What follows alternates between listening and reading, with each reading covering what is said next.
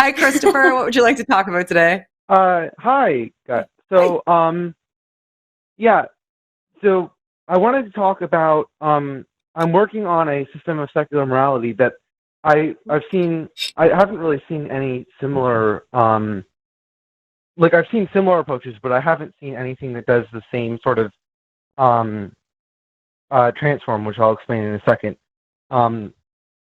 And so I wanted to get your guys' thoughts on it because I'm not sure if I'm thinking about it correctly, and I was hoping that someone could, like, from an outside perspective, take a look at it. And I got really excited when I saw Shannon because I know she's a moral, I know you're a moral non-cognitivist, which means that you're So probably I've been the hardest told. opponent to convince with this. So I have been told. Okay. People tell me that I am, but I don't even know fully what that means. But sure, let's assume I am. What's up? Give me your system, and we'll see if I can moral non-cognitivist it. So what's up, Christopher? What's your moral system? Yeah. Okay. So the core of it is so if you can hypothetical imperatives are valid to express in terms of should or should not, but they require a condition, right? Like a goal. So, but if you can find a goal that your interlocutor or like anyone you want a hypothetical imperative to apply to shares that's relevant to the hypothetical imperative, then it can become, it can essentially be an effect for them, and then you can make statements about what they should or should not do. I mean, this can work personally as well. Like if you have a desire and then a hypothetical imperative related to that desire, it can become assertoric in your, I lost a word, but I think I understand what you're saying. So you're saying we can objectively. Go ahead. Keep elaborating, just so I can make sure I am understanding. Go ahead. Okay. Yeah, I'm trying to get like the basics out, and then we can,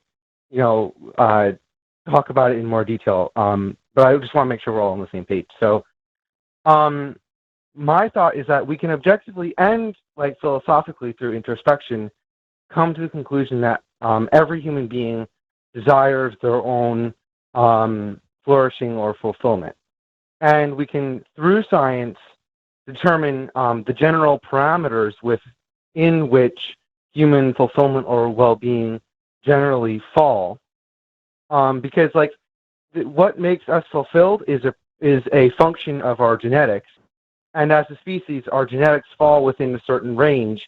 Like otherwise we wouldn't be identifiable as a certain species, right? We'd be confused about what's a human and what's not.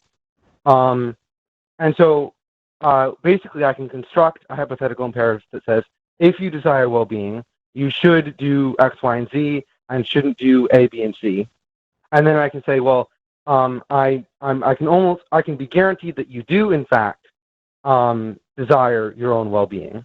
And so then the conclusion from those first two premises is that you should do X, Y, and Z, and should not do A, B, and C.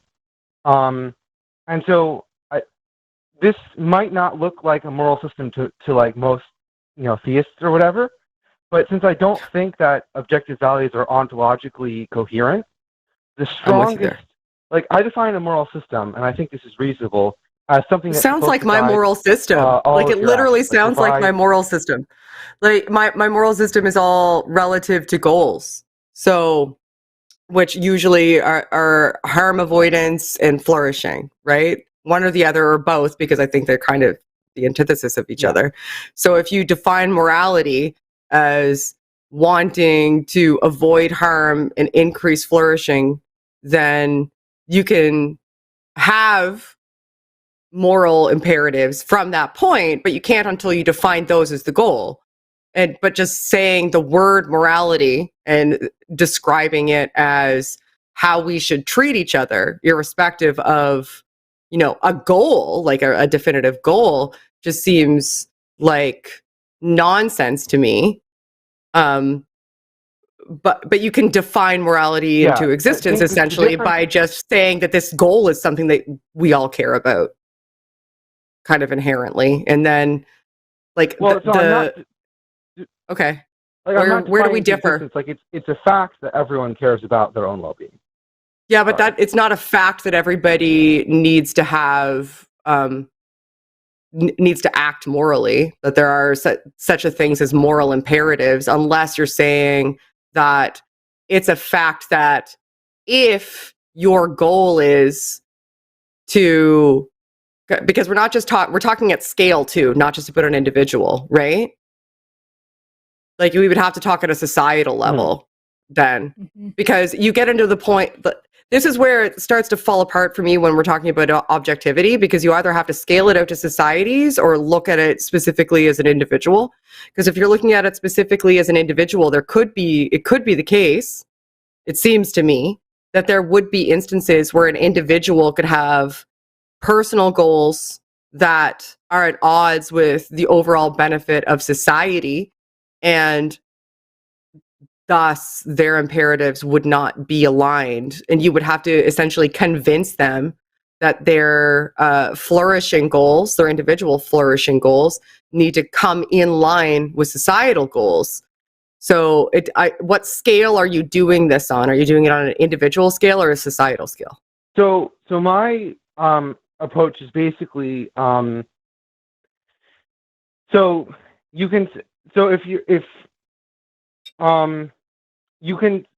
think that there's a range within which, like, the vast majority of what actually makes people fulfilled falls. And so if you can sort of figure out what the limits are on that range, you can make generalized statements to people about what will actually make them fulfilled or not. And I think it's possible for people to actually be confused or mistaken about what will make them fulfilled. So if someone is saying that they think that what will make them maximally fulfilled is let's say a ruthless attempt to exterminate some high school bully that they just really developed a hate for, right? I think that it would be reasonable. I think there's a very high likelihood that this person's fulfillment would actually not be in doing that, and that would actually be detrimental to their fulfillment.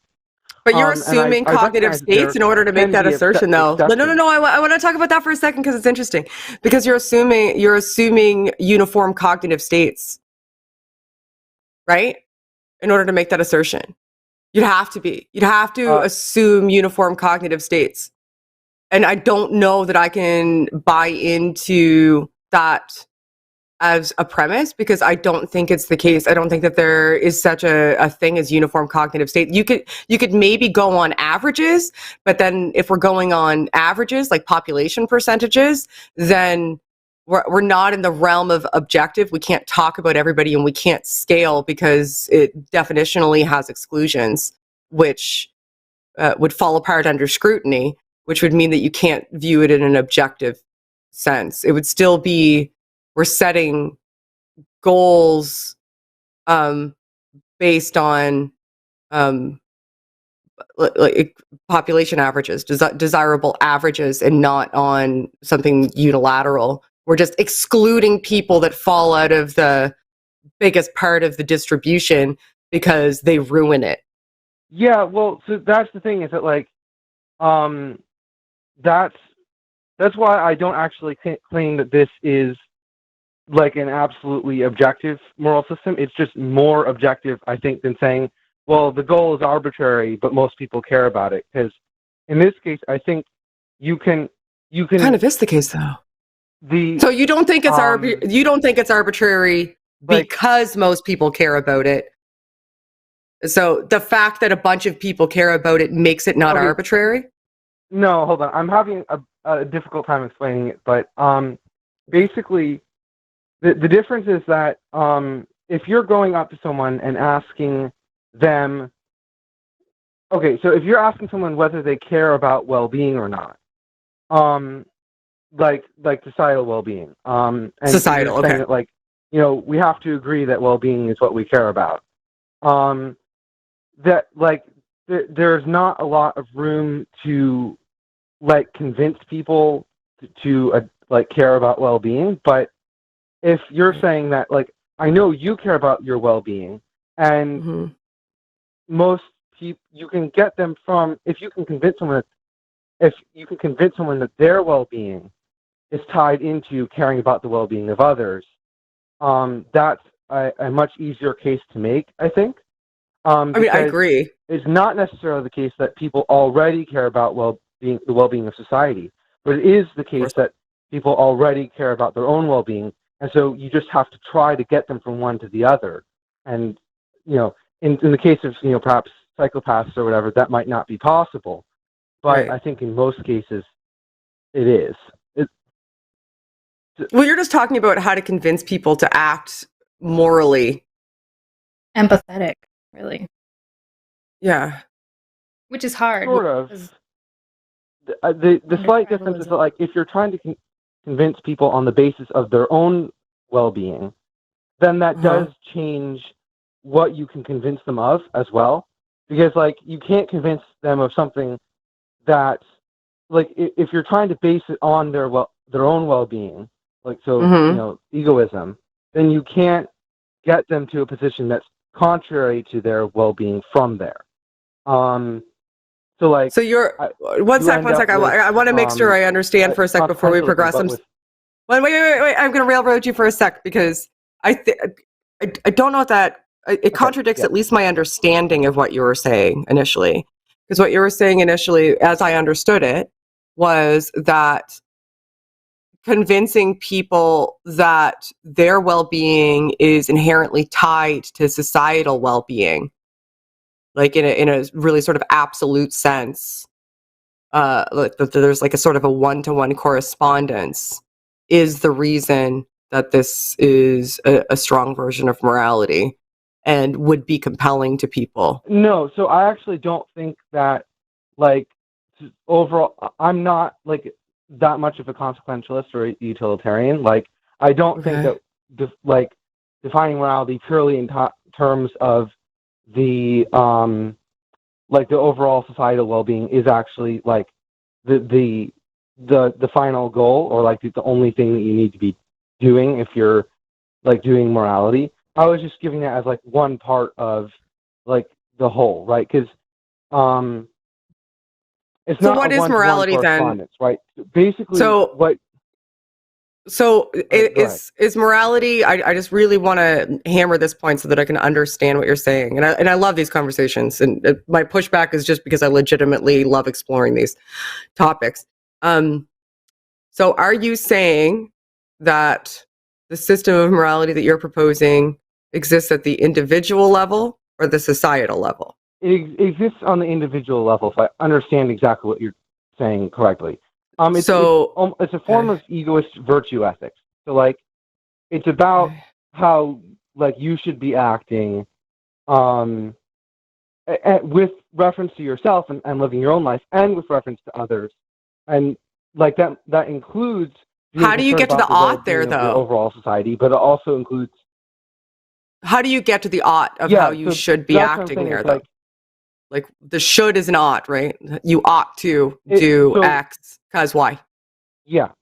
So basically, so if you have, like, a hypothetical imperative, right, those can actually include oughts. They just depend on goals, right? So long as you agree on the goal. Yeah, absolutely. They don't exist in a vacuum, though. That's why I asked why.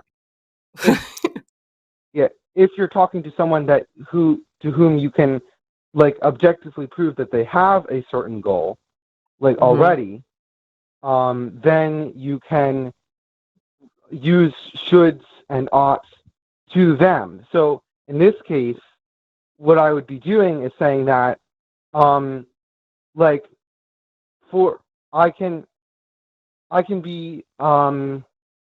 use oughts and shoulds in relation to neurotypical people, because you can figure out what actually the parameters within which, like, the types of lives that will increase their own well-being, and I know that they desire their own well-being. And so I can say things like, you know, you shouldn't do that because that's not actually going to increase your well-being, and that's something that, like, I know you want, right? And so, so like, is this couched within a society, though? Like, this moral system only works within societies that already impose consequences on specific types of behaviors, though, then, right? Because if you're talking about on an individual level and you're saying this would or wouldn't increase your well-being, you would already have to have a system of consequences built that affects their well-being. Because let's say that the system of consequences in a society didn't exist. There would be no effect on your personal well-being to steal. There would be no effect on your personal well-being to fight. There would be no effect on your personal well-being to murder. All of those things only have an effect on your personal well-being because society's already built a system of consequences. So it seems as though, to me, you're saying that you can appeal to personal well-being as a system of morality with on the individual level, because we already have an overreaching system of consequences that you can appeal to when you're referencing what it is or isn't to be contemplative or deliberative about how your actions relate to your well-being. So your system of morality is reliant upon a predetermined system of morality at a societal level in order to be compelling. Yeah, so this is my problem with the sort of naive egoism, because this is a point that, like, Plato makes in the Republic about, like, whether it's better to be an actually just man or an unjust man who has a reputation for being just, so that there's no societal consequences. Right. And I think that, like, like exercising, I think that people have like empathy and guilt and a capacity to like universalize to other people that not everybody, though. There are also sort of game theoretic problems with acting negatively towards others, even in a society that doesn't have laws, that I think I'm not talking about laws. I'm talking about societal consequences. Societal consequences just exist by virtue of us having to interact with and cohabitate and, inhabit the world together and interact with each other. There's obviously going to be a system of consequences as a result of that. But when we're talking about developing moral systems, I think that there's a serious problem with doing it on the individual level, because it's predicated on the fact that there's already systems of consequence. And those systems of consequences are what affects the well-being and enters into your deliberative process. So if morality is just avoiding consequences that already exist, then it's not a strong foundation for morality to me, because if we lived in a society where consequences were related to arbitrary things, then your argument would still hold. But I would say that what you deliberate as being beneficial or detrimental to your well-being is in and of itself not good. Which is why well-being at an individual level seems a poor moral system to me, because you can have that as an arbitrary goal within what I would perceive as a corrupt moral system, and the argument would still be the same. And so just the outcomes would be different. Yes.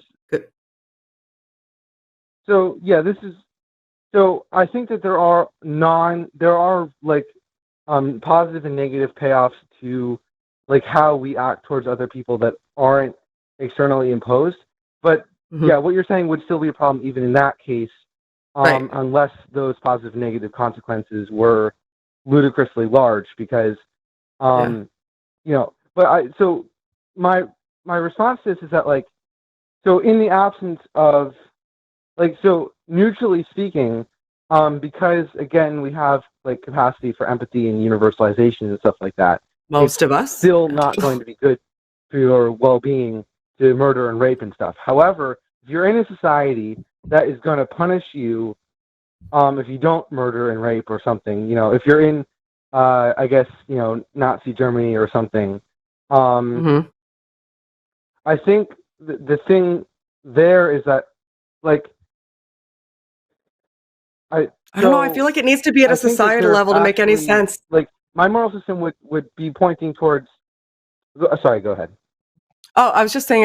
I really feel like it needs to be at a societal level for it to make any sense, and scale, or be useful. I can understand why you need to convince people at an individual level why it's beneficial to them, in order for them to want to adhere to the moral system or see the benefits of the moral system. But for it to be any sort of coherent moral system and not, multiple moral systems potentially based on societal standards, or potentially flawed moral system based on my conceptualization of what's best for, society at large, that's where it kind of falls apart for me, and I have a difficult time ascribing to any individualistic moral systems, and most of them are referential to society at large anyway, in order, like I said, to relate to consequences or how you should act. It requires that you reach out into society at large as a reference point. So why start at the individual level? Why not start at the societal level? I guess so. So my point is that, like, if you have a society that's kind of like, I think there are, like, rewards and payoffs to.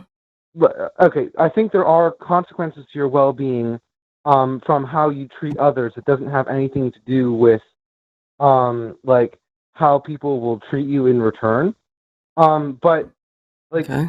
I agree that if you're in a society that is enforcing, like, through some kind of social enforcement mechanism, a certain moral system such that there will be penalties to you if you don't follow it, my moral system is going to tell you to follow it, right?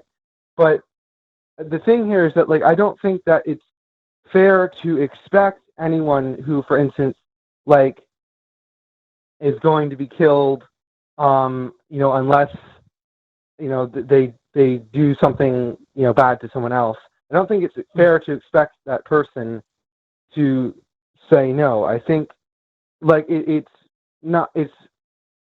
I would. But you also, an individualistic moral system that has inbuilt payoffs could still say, well, don't go actively looking for, to do, these bad things that the society, rewards you for doing to the max, or punishes you for not doing, because it's just a suggestion, though. That's not an ought. Going to have an effect on you. So, like in your moral system, like, we're talking about oughts, though. If we're talking about, like, hypothetical moral imperatives, that, like, so if you're saying basically part of your moral system is that if your life is in danger, you ought to do whatever is required to preserve it as a moral imperative, which even if it contradicts another moral imperative. We have a bunch more callers, and we've been talking, and I think we could talk in circles for hours about this, because I don't know if you can get me there yet, but I love talking about moral systems. No one's ever proposed one to me, even, like, I'm still not convinced that any of them are coherent, and they are just suggestions of how we should all treat each other, and then we just label them morality and argue about what that means. That's my view of morality. I guess that makes me a non-cognitivist, or so I've been told over and over and over again. So I appreciate the chat, Christopher. I love thinking these things through and mulling them over. I'll listen back later. So thank you for your time.